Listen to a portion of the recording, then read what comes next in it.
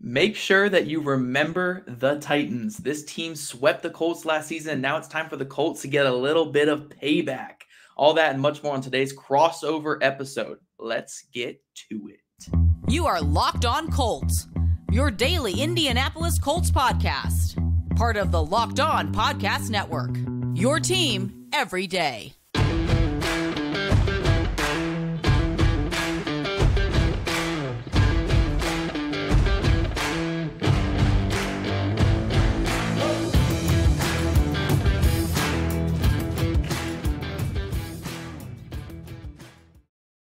Colts fans and Titans fans, thank you everyone for tuning in and making us your number one listen of the day. This is your Indianapolis Colts again and Tennessee Titans Locked On Colts podcast, Locked On Titans podcast, your team every day. Crossover Thursday is presented by our friends at Prize Picks. Prize Picks is so much fun and it's easy to play. There's no competing with other players, just you versus the projections. I don't know about you, Tyler, but I love to compete when I know I have a chance at winning. That's the only time I like to compete. So Prize Picks is perfect for me.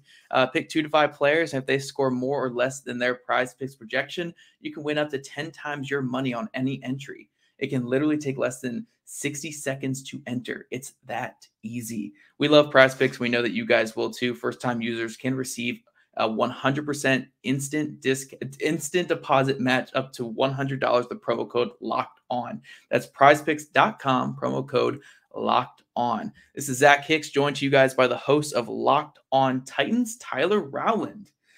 Today, we're going to tell you guys about our biggest storylines to watch for each team, which matchups will make the biggest difference in winning and losing, and ultimately give you our score predictions for this Sunday game. So, Tyler, since I am the home team this week, I'm going to kick it to you. I'm going to defer to the second half. So I'll let you go first with our, I think we're starting with matchups, right? Yeah. So, or no, storylines.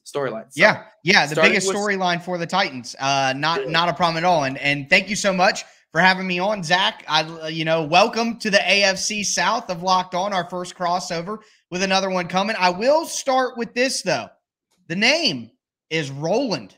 We will give you a one-time pass. Okay. And I am more kind than my listeners, but no issues there. Love coming on. Happy to have you and Jake into the AFC South. If you guys follow on Twitter, you know it's a pretty raucous group already with Tony Wiggins, the OG down in Jacksonville, just doing things. And, of course, shout out to Cody and John in Houston. But the biggest storyline for the Titans going into this is, can they play consistent football for 4 quarters? We've seen flashes of what the Tennessee Titans could be. They're at the top of the NFL in red zone percentage. They're one of the top teams in explosive plays. If you look in week 1, the Titans had the most passing plays of over 20 yards of any team in the league. They have had explosive moments on offense, but it hasn't been consistent. And the way to prove that is the Titans are getting outscored 57-7 in the second half through the first 3 weeks. Now, a lot of that is skewed by that just dominant win by Buffalo, the buzzsaw in Buffalo. But the Titans let the Giants come back and score 20-some points in the second half as well. So can the Titans put it all together? We've seen flashes of the defense getting to the quarterback, getting turnovers, seen flashes of explosive plays in offense, in the passing game and the running game on offense, but can they put a consistent game together for 4 quarters and be at their best against a team in the Colts who I think is a lot better football team than some people think, and maybe their record shows right now? They're going to need 4 quarters of good football to win against Indianapolis in Indy. Can they do it? That is the question. That is the storyline heading into this matchup. I love it, Tyler, from Locked On Titans. And you know what's funny about this is I think before the season, we would have circled this game as a huge game for both these teams, and probably under different circumstances, though. Both these teams kind of struggling right now and not looking like the teams we expected this offseason. And I love what you said about consistency, because the Colts definitely need that as well. They've had 3 amazing quarters out of 13 this year. Right. But that's 3 amazing quarters out of 13. So, I mean, I totally get what you're saying there. For the Indianapolis Colts, though, I really do think the biggest thing is, will this offensive line finally start looking like the top paid offensive line in football? Now, they don't even need to be this top tier unit. They don't need to be a top 5 unit or the number 1 unit in all of football to have success against the Titans or against any other team, really. They just need to be adequate or at least below average. I'm begging this Colts offensive line to figure something out. This past week against the Kansas City Chiefs, the Colts were able to pull off the upset victory, but they allowed 5 QB hits, 10 pressures, and I think like 3 or 4 sacks in this game as well. Any time that the Kansas City Chiefs brought a blitz, there was a free rusher that was hitting Matt Ryan.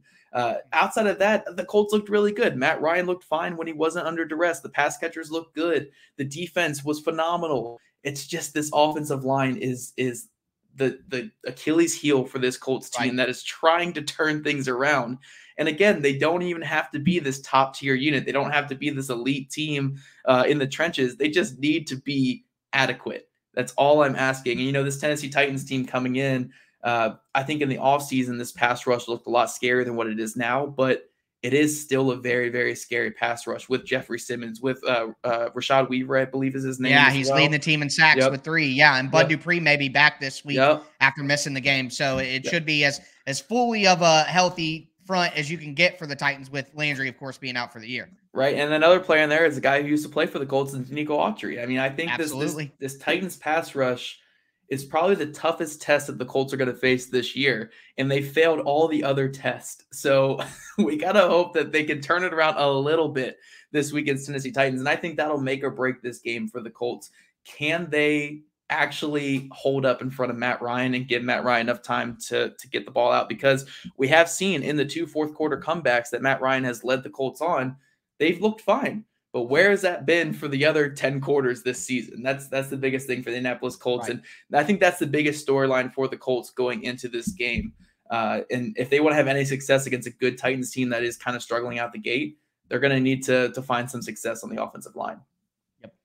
Yep. So we are going to jump into our biggest matchups up next, guys. But before we do that, let's talk about Bet Online.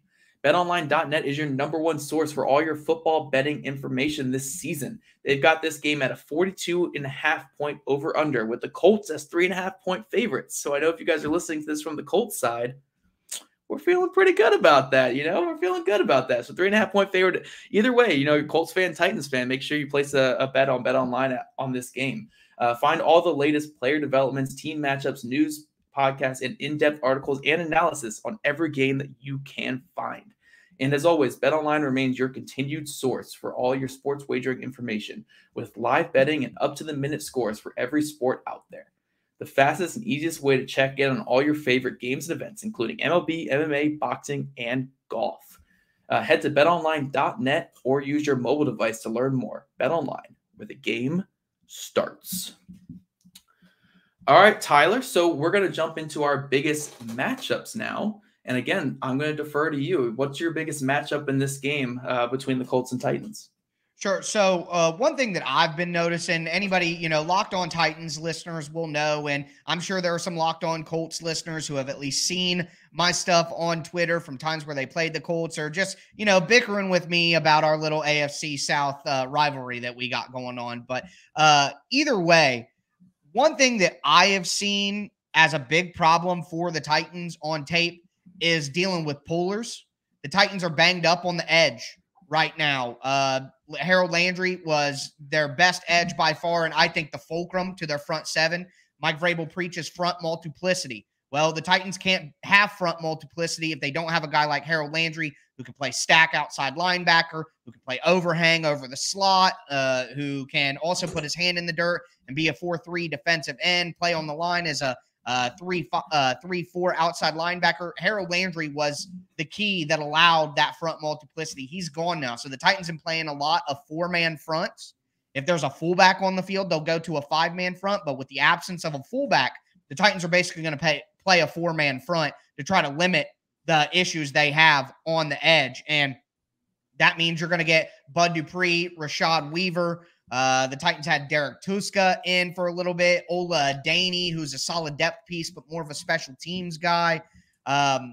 With the issues the Titans are having, they're playing some interior defensive linemen like a DeMarcus Walker. They just brought over a Mario Edwards to try to help out on that front. Basically, what I'm trying to say is the Titans don't have very good edge play right now, especially in run defense. And they've been getting exposed against the Giants. The Giants were pinning down, and they were pulling around out of shotgun. And with the Titans in a nickel package and a 6-man box, they just didn't have the heft or the talent to really do that. The Titans linebacker group, which Zach Cunningham could be out, has David Long, who's about 5'11". Now, he's all over the place, flying around always. He can slip under blocks, around blocks, all that. But if a lineman gets hands on him, he's just not a strong enough or big enough guy to shed. So against the Giants, against the Bills at times, and the Raiders averaged 5 yards a carry, but they got down by 2 touchdowns early to the Titans and had to throw to get back in the game. So they went away from the run game. But the Raiders had some success in the run game as well. So I'm really worried about the Titans' edge rushers and their defensive ends and their linebackers against pull plays and shotgun from the Colts. The Colts have had success against the Titans with those plays in the past as well. So can the Titans' edge rushers contain and sink down and hold their ground against pullers and shotgun? And can those linebackers find a way to zoom around those big offensive linemen so they can still make tackles and hold it down? Because I have a feeling this is going to be a rock fight. Yep. And whoever runs the ball better and gets more points on the board, like I think if you get to 20 points in this game, I think you win.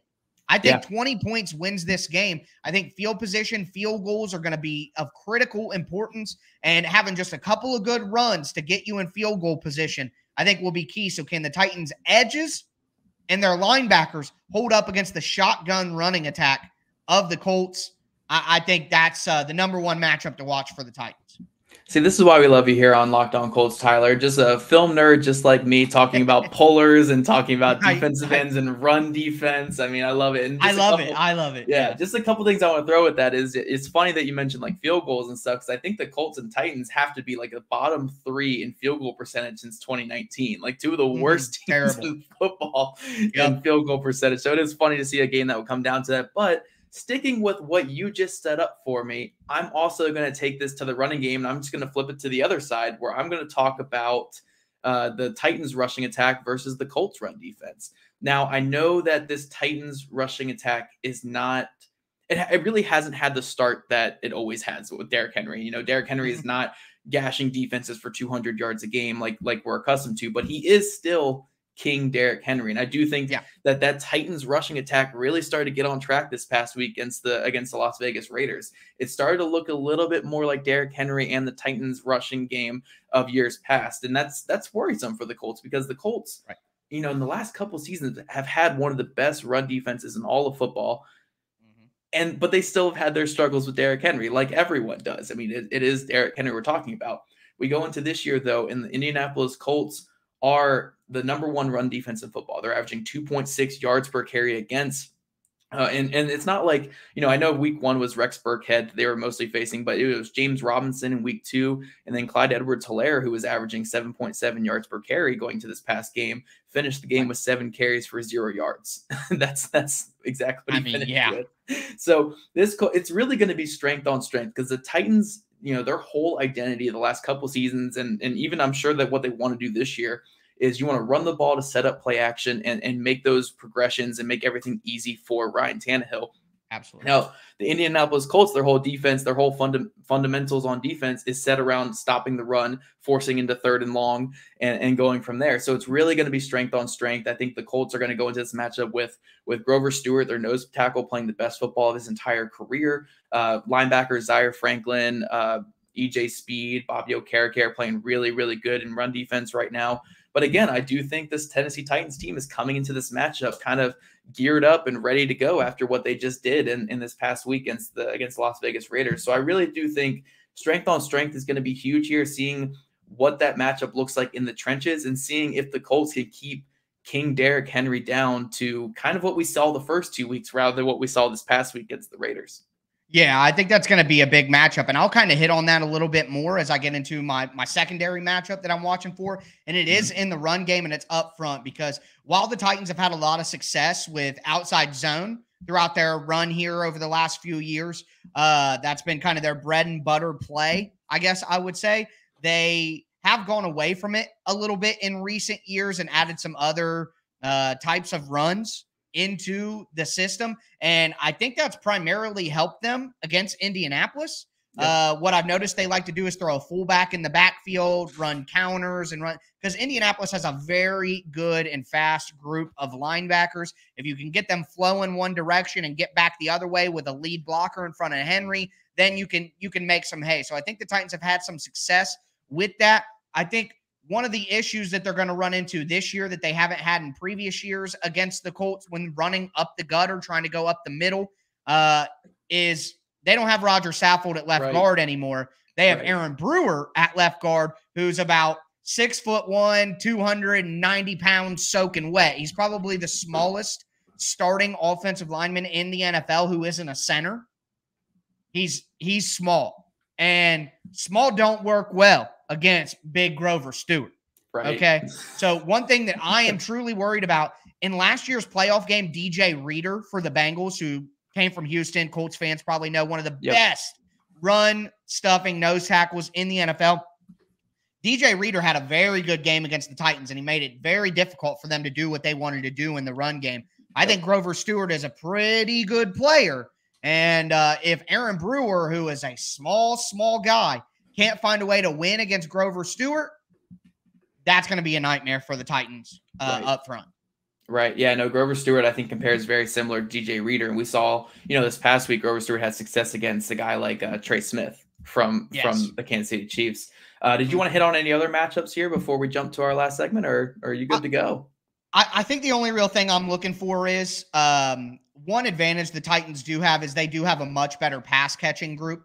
Obviously Michael Pittman is good, but I think that Robert Woods, Treylon Burks, Kyle Phillips, Nick Westbrook-Akina, I think that's a better wide receiver group than what Indianapolis has, despite Michael Pittman being the best player of any of the wide receivers in the game. So to me, with that in mind, the Titans have to find a way to take away Michael Pittman. Now, Christian Fulton has had some successes on Michael Pittman. I believe he had like 6 for 68. And then he did have like 10 for 80 or something like that last year. So those are good games, but they aren't dominant games over 100, over 120 yards, multiple, scorers with that kind of yardage. So if the Titans can find a way to limit Michael Pittman, I think Indianapolis will have trouble scoring and making explosive plays, which could help the Titans out. But we're going to get into what our predictions actually are for this game. Zach, did you have any other matchups that you were looking at?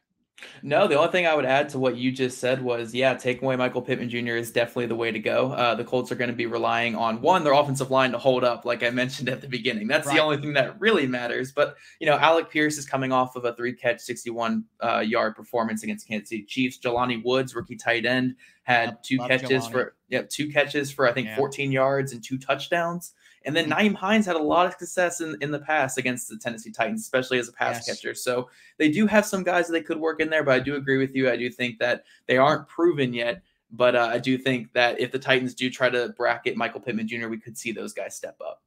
Yeah, and I think that I would expect them to go with a similar coverage to what they did with Devontae Adams last week, where they have Christian Fulton in man coverage or as the primary zone defender, and then they have Amani Hooker, the safety, over top. So that's something that I would be looking for as well. We just could keep going. Keep going through all these things, dude. It's so great. But we will get into our game and score predictions in just a moment. Before we get into it, though, do want to tell you guys about our friends over at Brightco. So Brightco Jewelry Insurance is here to save you guys, because you've all heard those horror stories when you go to propose. You're doing it on a fancy yacht. You drop the ring over the side of the boat. You're doing it at a big event like a football game. You drop the ring out of your pocket. You're not finding that one. And you know that the usher in the other section already planned to take that to the pawn shop. You don't want to be one of those guys. And what you really don't want is you don't want to be one of those guys and have it plastered all over the internet. That's why you have to go to bright.co/locked on.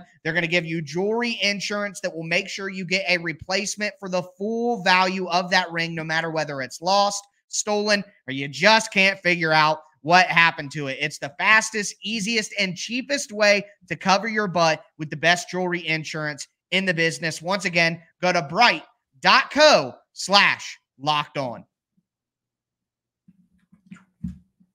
Perfect. All right, Tyler. So again, I'm going to keep deferring to you. What do you have for your score prediction? And do you have the Indianapolis Colts coming on top? I know you're coming onto the show just to praise the Colts and have them coming out top, right?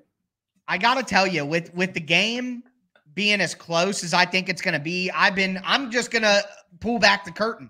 I've been thinking 19-16, Yep. 20-17, 21-17, 17-16, somewhere in there. And I see ways where both teams can win. You're right. The Titans pass rush could get all over Matt Ryan, get him in bad spots, get sacks, force turnovers, give their offense easy scoring opportunities. I think the Titans have a more explosive passing game. Treylon Burks and Robert Woods, and the totality of it, I think, could be better. On the other side, I think the Colts will have a more consistent run game. I think the Colts may be able to literally run the ball down the Titans' throat in a way that they haven't been able to in recent years because of what the Titans are dealing with on the edge and at linebacker. So that really does worry me. And I think that the Colts have found a way to get turnovers on the Titans. And I think that Ryan Tannehill is still here, ready to turn over the ball. Matt Ryan, while he's been turnover prone early, you in theory expect him to be a little more careful than Carson Wentz, because Carson Wentz gave that game away to the Titans multiple times last year with turnovers. And you expected Matt Ryan would not make those mistakes, but maybe it's, Carson Wentz made the mistakes last year because he's just kind of a bonehead sometimes. And now Matt Ryan isn't that kind of a bonehead, but the offensive line's a little bit worse. Right. So, the combination of that makes it. So, I really could see multiple avenues here to where both teams can find a way to win, which is why I think it's going to be so close. But at the end of the day, I really do think that the Titans' passing offense has the ability to be better than the Colts' passing offense right now. Whether I'm wrong about that, I could very well be. My confidence level in this outcome, in this prediction, is as low as it could be. But I ultimately decided to go with Titans 21, Colts 20. What I'm going to go with. Titans 21, Colts 20. And if the Colts win, I would not be shocked at all. Like I said, confidence level in this. You know how they do confidence pools in football? You pick games, you assign a confidence rating with each game. I would not be very confident in my outcome of this game. And as a matter of fact, when I went through all the picks with my father, like I do every week, we both could not decide what to do with this one. So It's going to be close, and it's such an important game, man. This is a big one. Yeah, no, I think the best way to describe what I think this game is going to be is a bloodbath. I think it is going to be just two teams that came out the gates limping, even though they both had playoff or maybe even Super Bowl aspirations. They came out the gate limping, and they kind of found the rhythm a little bit last week, but they both kind of won in ugly ways. So it's still not like you feel like they're fully there yet. So you kind of got these two teams that have traditionally been pretty good, just limping into this matchup, ready to just punch each other, And I think for me, I think the deciding factor and why I'm going to go with Colts in this one is both these teams have a run-first identity. They have the identity that we want to survive on the ground. And the Colts are going to go into this game, even though their rushing attack has been worse than the Titans' rushing attack this season. I think the Colts can have more success on the ground than the Titans can have on the ground versus this Colts defense, because I don't think Derrick Henry is fully Derrick Henry of years past yet. He always thrives in December, so I don't doubt that he'll be there by late this season. But I think that the Titans are going to go into this game trying to run the ball on a team that's really, really, really hard to run on right now in this Colts defense. And I think it's going to force the Titans offense to a lot of third and longs and force them into situations they don't want to be in, where Ryan Tannehill has to just be a pure drop back passer. You want him more in those play actions and screen games and stuff like that. So while I completely agree that this game could get disastrous for the Colts, because I have no clue how their offensive line is going to hold up against Nico Autry, Jeffrey Simmons, Rashad Weaver, and any blitz that the Titans want to bring, because I know Vrabel is going to have those things ready to go. I do think this will just be an ugly bloodbath game. Colts pull out in the end. I think I ultimately went 24-20. I think there will be a couple of turnovers that make the score a little bit more bloated than what it should be. But Yeah, it's a weird game. Again, both these teams we kind of expected a lot more from, and I think we're both being very cordial in this podcast because we've realized our true enemy is actually the Jacksonville Jaguars. Jacksonville, yeah. Listen, I don't care who you like listening to this show right now. We have to come together to take the division from Jacksonville. We can't let the little brother in the basement come up and start barking. We simply cannot allow it. So whether it's Colts or Titans, one of us, we got to step up and make sure that this division doesn't plunge into chaos. Tyler, you're just a little upset, though, that Locked On threw out your video clip of you laughing about the Jaguars before the season started. I know you're just a little upset about that. You know, the only thing I'm upset about is that they did it so early. Listen, you can't victory lap in week 3. We learned that. But I just got to keep the tradition going because prior to the 2021 season, Tony Wiggins on our AFC South preview absolutely scolded the Houston Texans guys for thinking they would win 5 and said that Jacksonville would be way better. So I just took the mantle from Tony, and next year, you guys get to make an outrageous statement about what the Colts are going to do, and then your receipts will be posted by the Locked On Mother account. And we'll just pass around the torch every single year because it seems like in this division, madness ensues every time. Yep. I mean, it's the NFL, so obviously every division is just madness the second the season starts. But no, this will be a great game. Again, the Titans are a team that's had a lot of success the last couple seasons. They keep winning the division, and they keep showing that they are a team to be, that not to be messed with. But right now, both these teams are limping into this matchup, just ready to throw some haymakers. So I really don't doubt both these coaches are going to throw everything they can at each other, and we'll see what breaks first between the Colts offensive line or the Titans run game or whatever. It's basically whatever disaster happens first is what.